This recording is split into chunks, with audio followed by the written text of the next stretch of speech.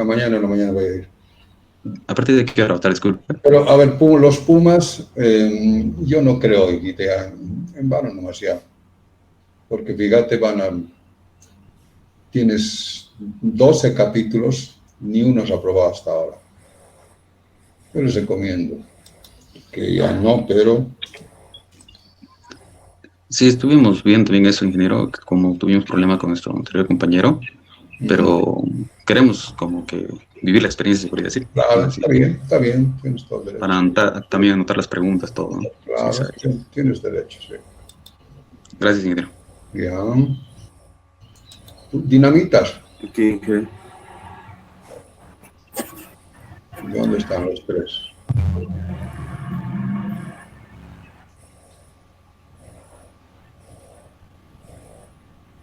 Muy bien.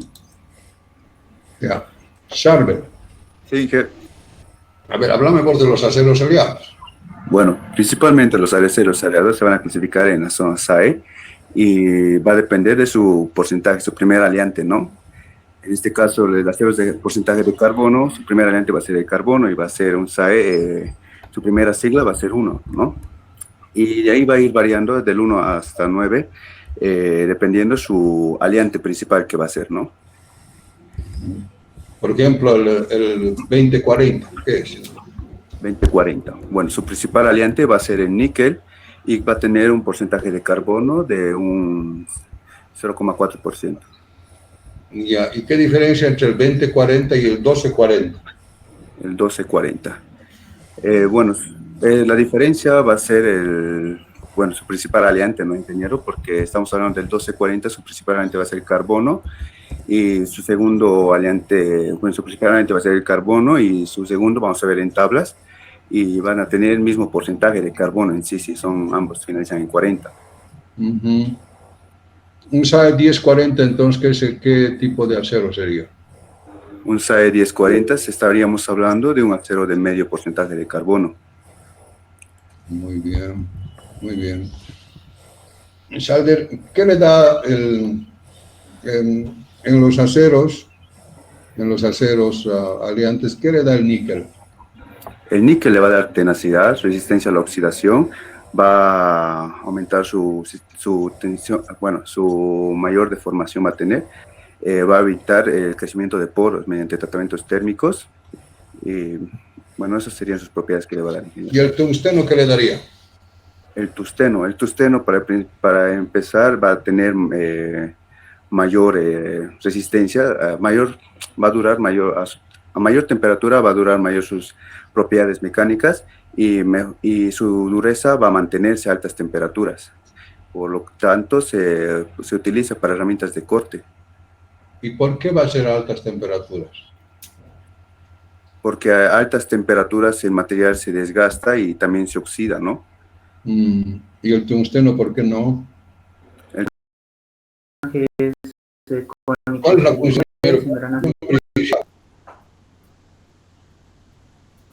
La función principal de los engranajes cónicos es transmitir movimiento en distintas direcciones, ¿no? Generalmente a 90 grados, aunque puede ser a cualquier ángulo también. A ver, ¿Cuál es la función principal de un engranaje cilíndrico recto? La función principal es transmitir movimiento de rotación. De un engranaje cilíndrico recto. Sí.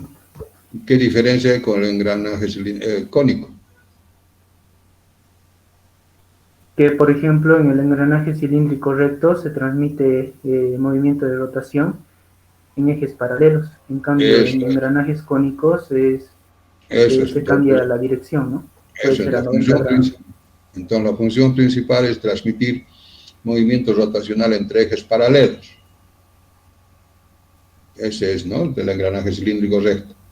Eso es para engranajes cónicos, para engranajes rectos. Cilíndricos rectos. Estoy queriendo que tengamos claro el resumen. El engranaje cilíndrico recto, su función principal es transmitir movimiento rotacional entre ejes paralelos. ¿De acuerdo? Sí, Bien, sí. ahora, ¿cuál sería la función principal del engranaje helicoidal? Bueno, la función principal del engranaje helicoidal igual sería transmitir movimiento de rotación en ejes paralelos o que se cruzan, pero Pero, esto se utiliza a altas velocidades, ¿no?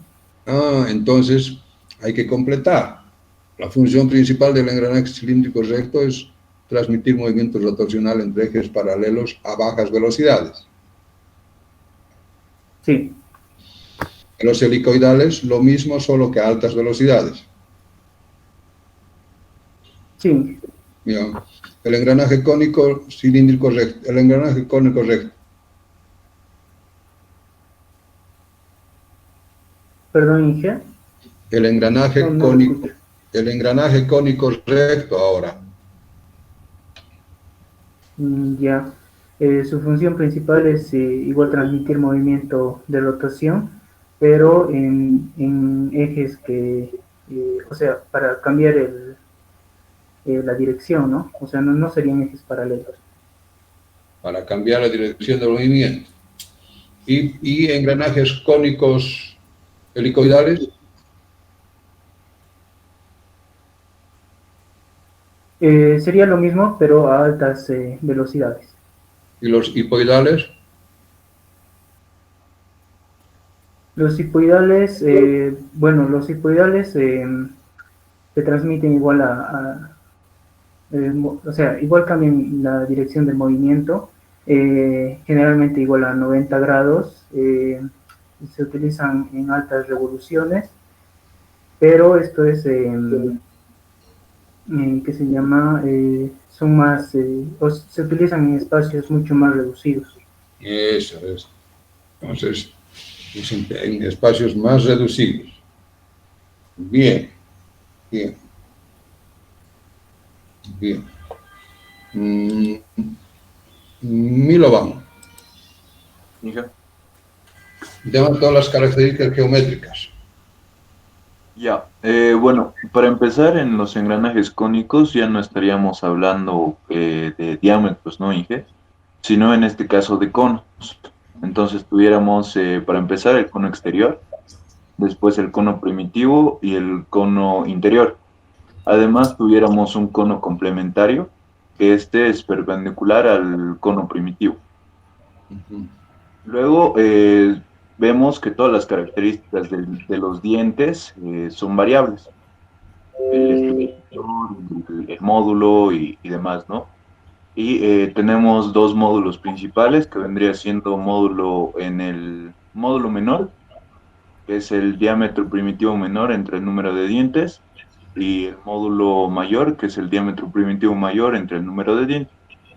Y en este caso, el que nos interesa es el módulo o el módulo mayor, ¿no?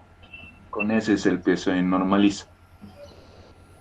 Luego tuviéramos lo que vendrían siendo el diámetro externo mayor, el diámetro interno mayor, el diámetro primitivo, el número de dientes, tuviéramos los ángulos, tenemos un ángulo primitivo, un ángulo exterior, un ángulo interior, un ángulo que viene siendo de la cabeza del diente, otro ángulo que vendría siendo del pie del diente. Después tuviéramos el ángulo complementario, que sumado al ángulo primitivo tienen que dar 90 grados. Muy bien. Perdón, Inge. En relación de velocidades, ¿cómo hallas la relación de velocidades en dos engranajes cónicos que te doy? La relación de velocidades vendría siendo tanto el número de revoluciones del engranaje 1 sobre el número de revoluciones del engranaje 2. También puede ser igual al número de dientes del engranaje 2 sobre el número de dientes del engranaje 1. O en otro caso, 1 sobre la tangente del ángulo primitivo del engranaje 1. Si yo te doy un engranaje cónico, uno solo. Si te doy dos engranajes, evidentemente cuentas, ¿no? Z1 y Z2. Y hallas la relación de velocidades, ¿no? Sí. Pero si yo te doy un solo engranaje te doy, y te digo, allá la relación de velocidades, ¿qué haces? Sería en función del ángulo, ¿no, Inge? Porque para cada relación de transmisión tendríamos que... ¿Cómo harías entonces? ¿Perdón? ¿Cómo harías? Te doy un engranaje en los real. En los real, o sea, en la realidad te doy un engranaje cónico. Sí. Y te digo, a ver, abrí tus ojos. Y te muestro esto. Un ratito, Inge, no lo veo. Ya, ahorita vamos. Este engranaje cónico te doy. Ya, Y te digo, allá la relación de velocidades de este engranaje. ya. ¿Qué haces? A ver, la relación de velocidades, utilizando la ecuación, sería 1 sobre tangente del ángulo primitivo del mismo engranaje, ¿no? Y Y de ahí despejaría la relación de velocidades, porque sabemos que para cada relación de velocidades solamente tenemos un par de ángulos. No puede pero ser que aquí, ¿y cómo hayas el ángulo nuestro? eh, podemos, a ver, para sacar las dimensiones, podemos calcular, medir, ¿no? Los diámetros, hallar el módulo, el diámetro primitivo, todas las ¿Cómo vas a hacer? características. ¿Cómo vas a hacer? Te doy eso, ese es el engranaje. A mí les he contado que a mí me ha sucedido eso. Para este engranaje, calculame allá todos sus valores para el engranaje 2.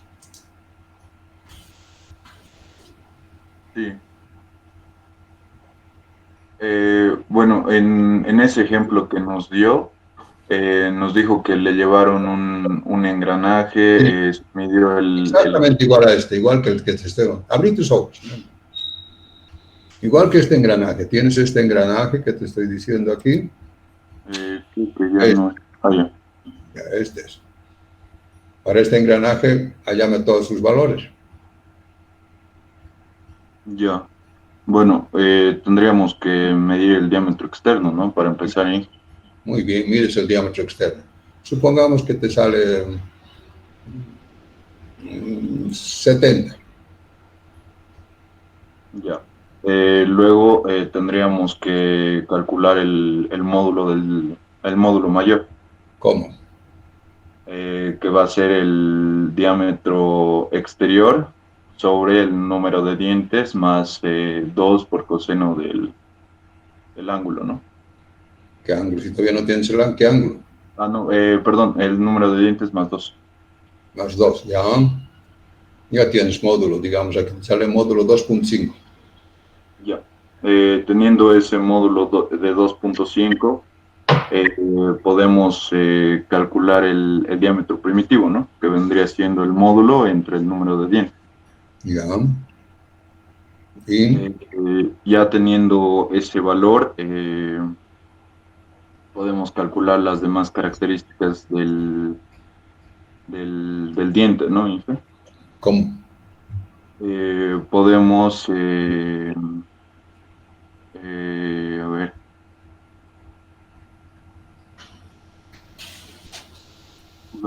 ahorita me estoy acordando las ecuaciones.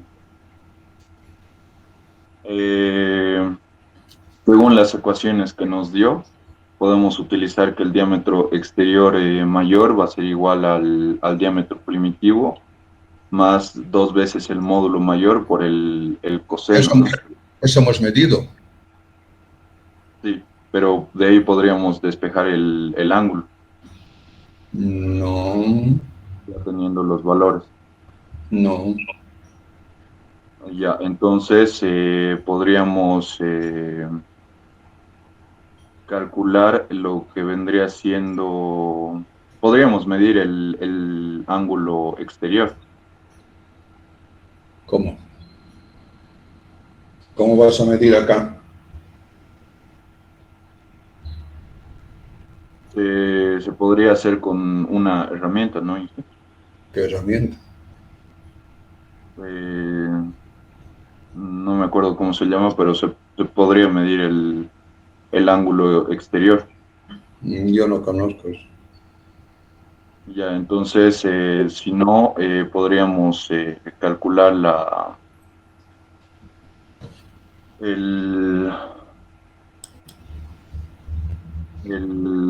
la generatriz.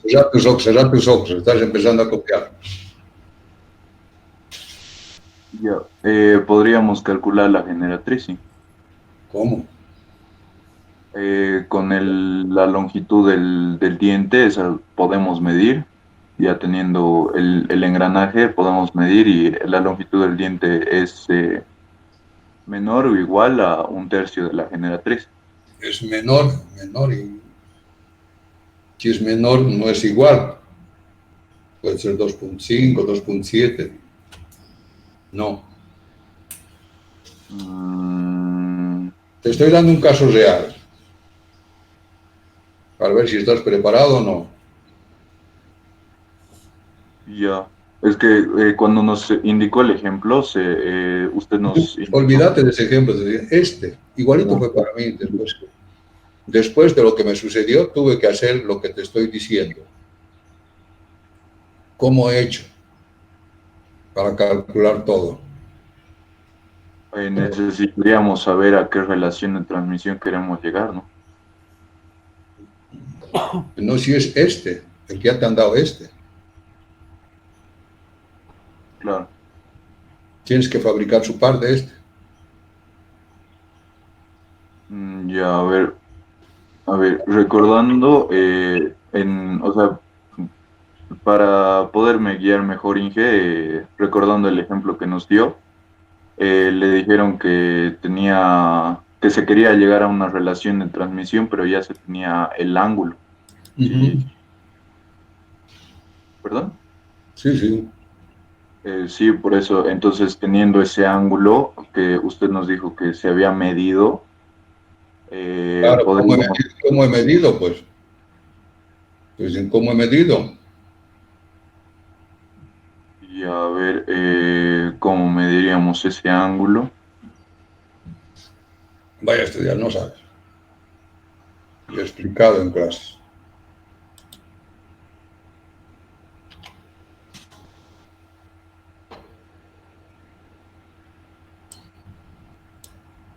Garotos. Decididos. Últimos. Aquí, Inge.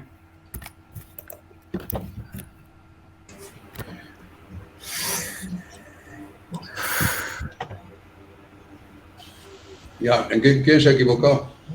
Yo, Inge. ¿En qué? Me he equivocado en la interferencia, en la parte en la que me dijo cómo podemos evitar la interferencia. ¿Y cómo había sido? Aumentando el ángulo de presión y aumentando el número de dientes. Aumentamos el ángulo de presión porque al aumentar el ángulo de presión, el círculo exterior que cortaba el perfil, el círculo exterior que cortaba a la línea de presión fuera del perfil envolvente, aumentamos el ángulo de presión y este corta dentro del perfil envolvente.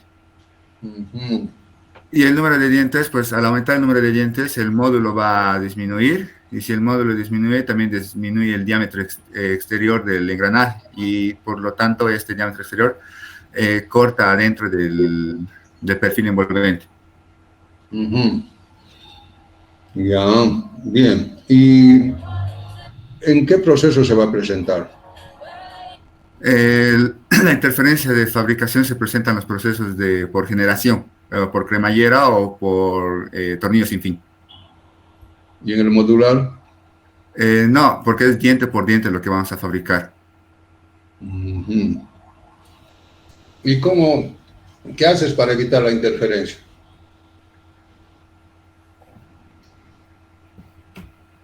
¿Cómo garantizas que no haya interferencia?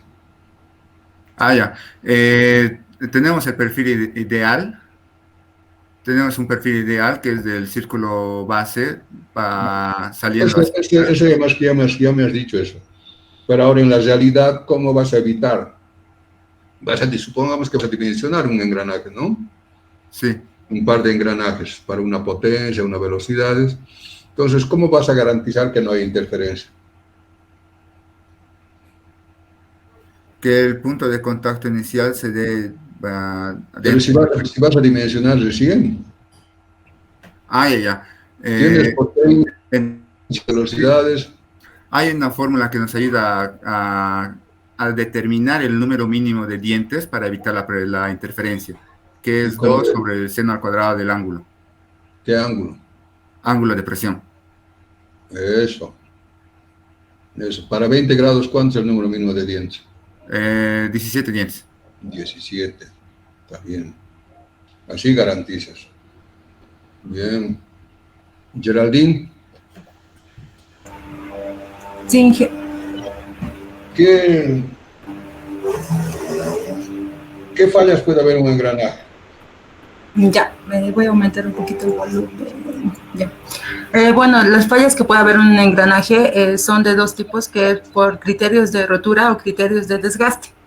Entre los criterios de rotura tenemos que la rotura estática y la rotura por fatiga. En la rotura por estática, esta se da en las primeras vueltas y esta se da por la fricción estática en la base del diente, mientras que la rotura por fatiga, esta se da en n vueltas y esta se da por una fricción dinámica a la que está sometida también y afecta al pie del diente. Luego tenemos lo que es el criterio de falla por desgaste. En ella tenemos la fatiga superficial. En esta se da por las tensiones de Hertz y provocan desmochaduras. Y luego tenemos lo que son desgaste, que se da por el deslizamiento, ¿no? La fricción, que disminuye el rendimiento del engranaje. ¿Dónde se da mayor el deslizamiento? El mayor deslizamiento se da fuera del círculo primitivo. ¿Por qué? Porque hay mayor curvatura. Mayor diferencia de curvaturas. Sí. Ajá. Muy bien. Carlos Daniel. Sí. Ya, si te doy ¿qué datos necesitas para dimensionar un engranaje? Yo soy un cliente, te digo, por favor, ingeniero, quiero que me lo calcule engranaje. ¿Qué datos le vas a pedir? La potencia. 20 HP. La relación de velocidades. 3:1. Y ¿qué más es? El tiempo de vida de su máquina también le pediría. 10 años. 10 años. También cómo va a trabajar su máquina, si vas a tener cargas de impacto, ¿qué máquina es? Es para una mezcladora de cemento. Ya, y las revoluciones, A 700 RPM. Ya, entonces con esos datos yo empiezo a dimensionar, ingeniero. ¿Y empezás cómo?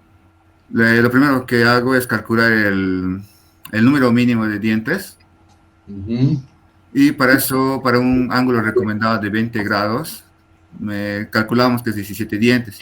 Y no tomamos los 17 dientes, tomamos más arriba, que sería el 19 dientes. De ahí también tengo que asumir el grado de recubrimiento. Como me ha dicho que es una mezcladora de cemento, entonces un grado de recubrimiento de 1.4 es suficiente. Ya, ahora no es que tenga mi número de dientes mínimo, mi número de dientes del piñón, que es allá 19 dientes, entonces calculamos lo que es el módulo. Y el módulo, pero primeramente voy a calcular el módulo a la estática, después voy a calcular el módulo a la dinámica y después voy a comprobar el desgaste. Ya, para calcular el módulo por estática,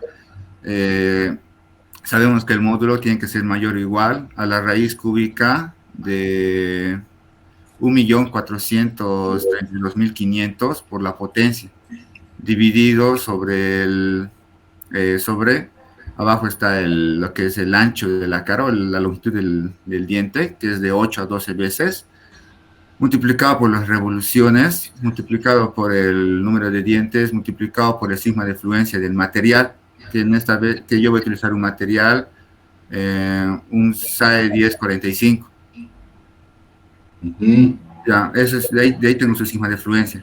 Ya, después multiplicamos por el factor de Lewis. Y el factor de Lewis, pues, va a depender del ángulo de presión y del número de dientes. Con eso obtengo el factor de Lewis. De ahí saco un módulo.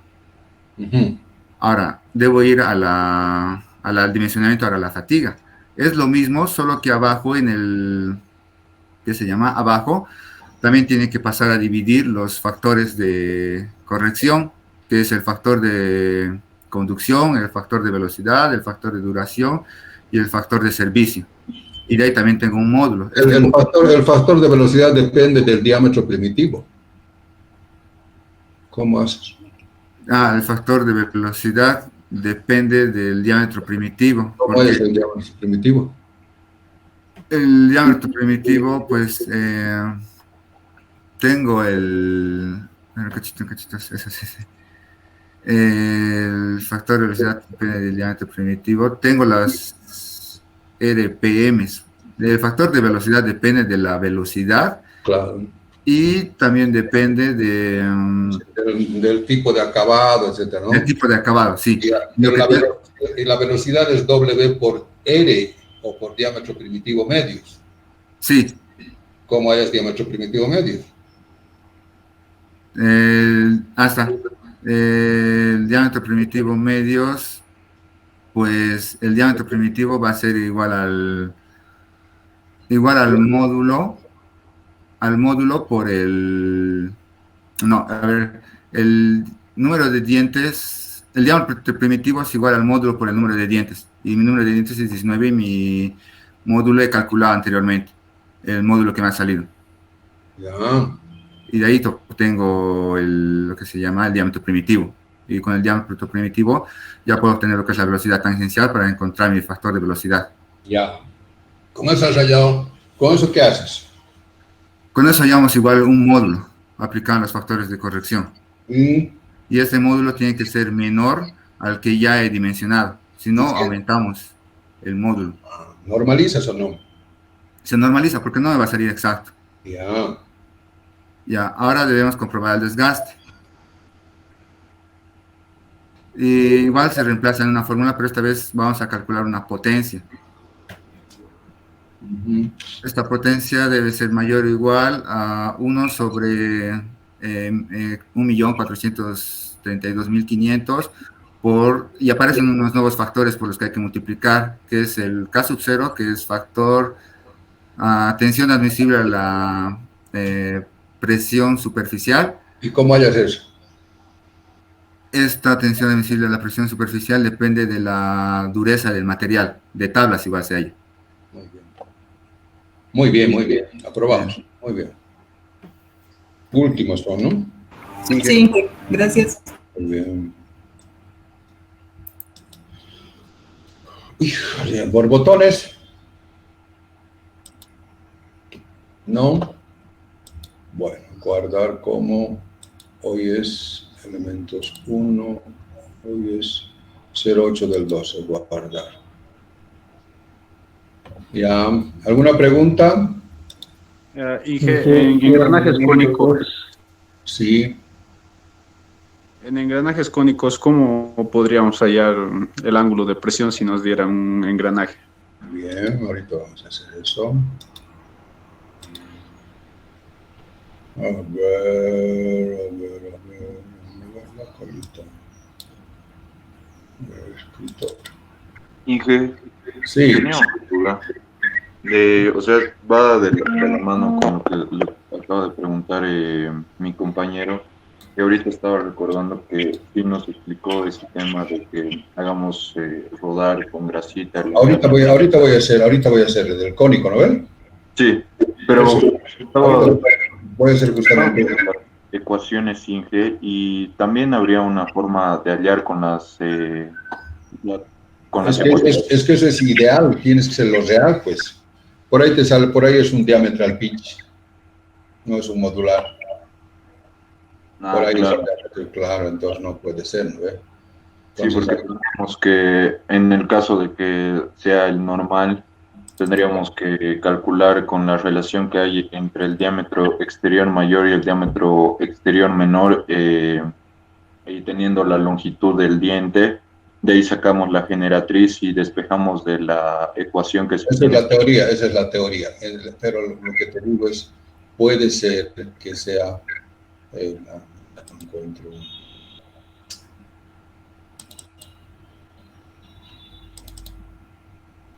Ay, ni uno, la mierda. Cualquiera quiere abrir. Escritorio, ¿dónde estás? Tengo que entrarme a clases. ¿Dónde estás? Son 2, 22, aquí deben ser. Textos. Cualquiera.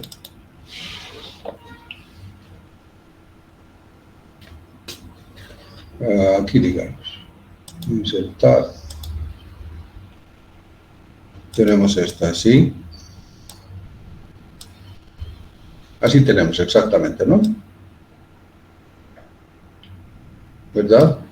Este es el engranaje que nos dan así, ¿verdad? Sí, sí. Sí, muy bien, muy bien, muy bien. Entonces, ¿podemos medir este diámetro externo, el diámetro 2? Sí, que se puede medir. El diámetro 2, entonces, diámetro externo 2. Podemos medir el diámetro externo 2. A ver, ¿podemos medir el diámetro interno 2, el diámetro menor? Este va a ser D. Diámetro externo 2. ¿Podemos medir el diámetro externo 1? Sí, que se puede medir. Eso es. Entonces yo voy a ir dibujando acá. Digamos aquí, vamos a hacer el diámetro externo 2. Aquí ya tenemos ese. ¿No? Ya tenemos el diámetro externo 2. Hemos medido, ahí está. Joder. Ahí está, el diámetro externo 2. ¿Podemos medir el diámetro externo 1?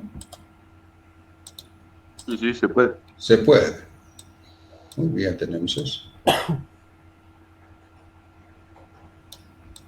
Ahí tenemos medido el diámetro externo 1.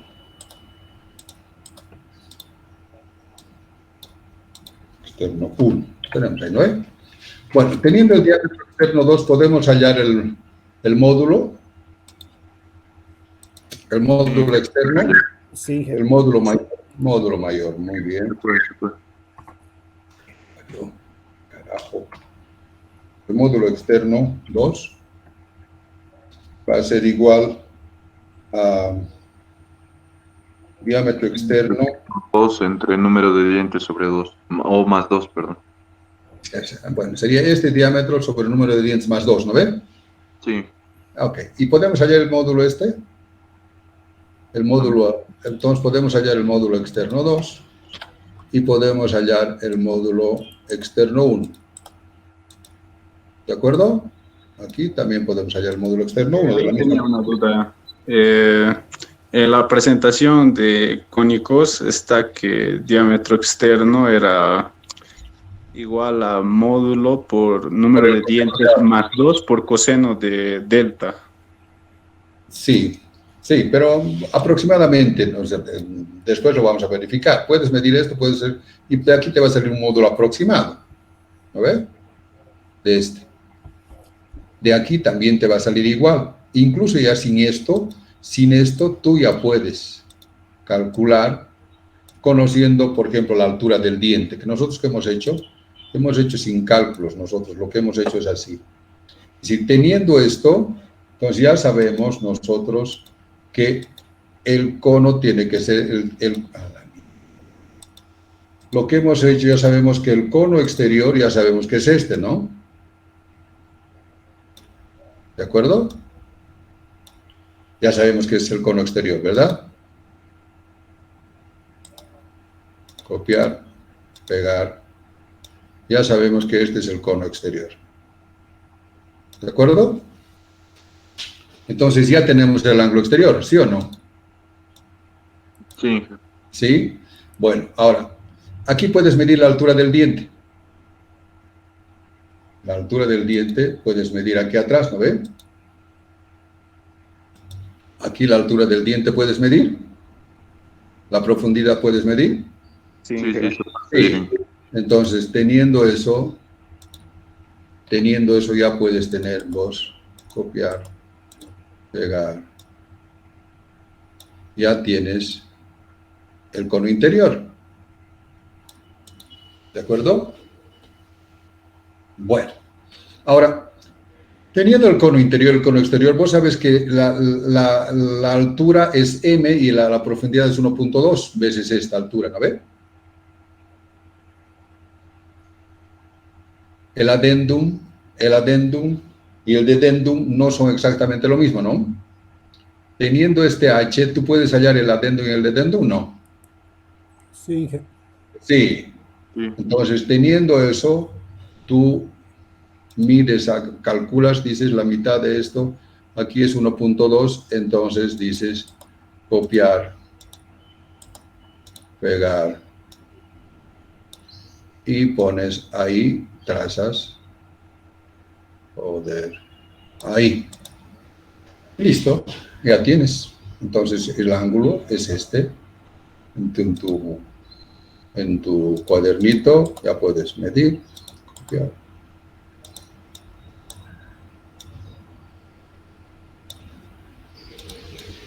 Ese puedes medir o puedes calcular, porque ya tienes este diámetro primitivo o sobre esta longitud, ¿no? Puedes calcular esto de aquí, esto lo copias, copiar. Este ángulo va a ser el mismo que acá. Ahí.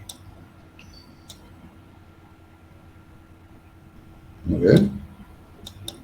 Entonces, lo que nosotros hemos hecho es directamente medir este angulito. ¿Cuánto es este ángulo? Listo. Y la inversa de ese tangente de ángulo es ese. ¿Se entendió? Sería el ángulo de presión, ¿no? ¿En qué?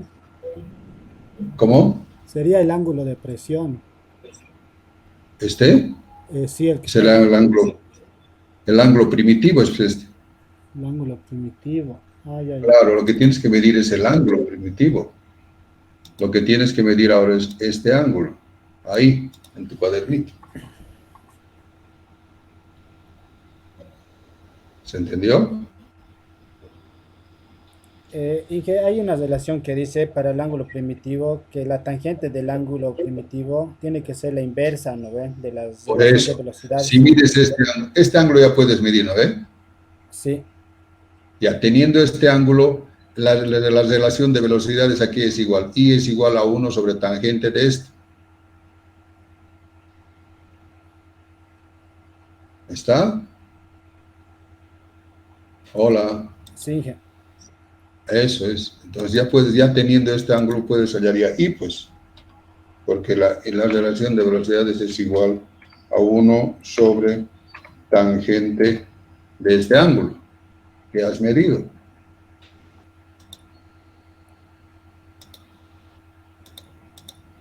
Y listo. Y entonces ya tienes para qué relación de velocidades es esto. ¿Se entendió? Sí. Sí, ingeniero. Bueno, y para el ángulo de presión, ¿cómo determinamos? Para el ¿Asumimos que es 20 grados? No. Para el ángulo de presión, lo que hay que hacer es...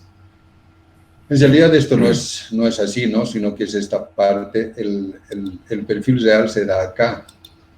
El perfil real se va a dar acá, ¿no? Aquí, en realidad se corta así. Este es aquí, sas, la mierda. Estoy atrasado, saltar, sas. Aquí digamos esto.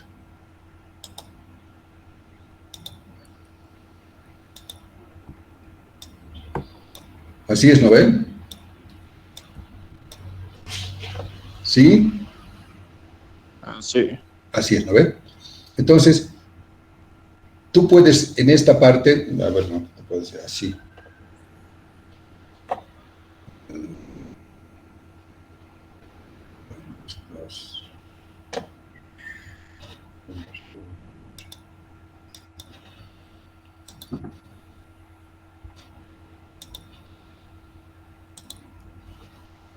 Esta parte de aquí atrás se ve el perfil real, ¿no ven?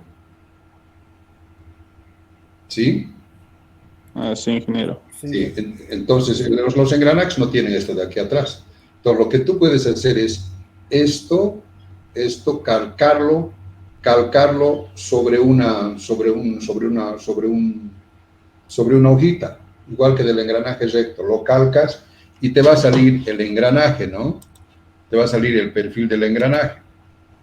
Lo calcas y te va a salir el perfil del engranaje. Insertar. Y te va a salir el perfil del engranaje. El perfil del Así diente te no va a se salir. ven. El perfil del diente te va a salir así, ¿no ves? Pero este perfil del diente está en el plano normal. ¿Qué quiere decir? Que está en este plano. Insertar. Aquí está en el ángulo, en el cono complementario. Puedes hallar el ángulo del cono complementario, ¿no ves? Con este ángulo va a ser 90 menos este. ¿Está claro? Sí, ¿Está? Entonces, acá está. Entonces, ¿qué haces? Con esto, tu diente, digamos, ha salido ahí, ¿no ves? Así ha salido. Entonces, con esto lo que haces es trazar un círculo, el círculo primitivo, el círculo exterior, el círculo primitivo, etcétera. Sin relleno. Vas a hacer el círculo exterior. Vas a hacer el círculo primitivo. Todo.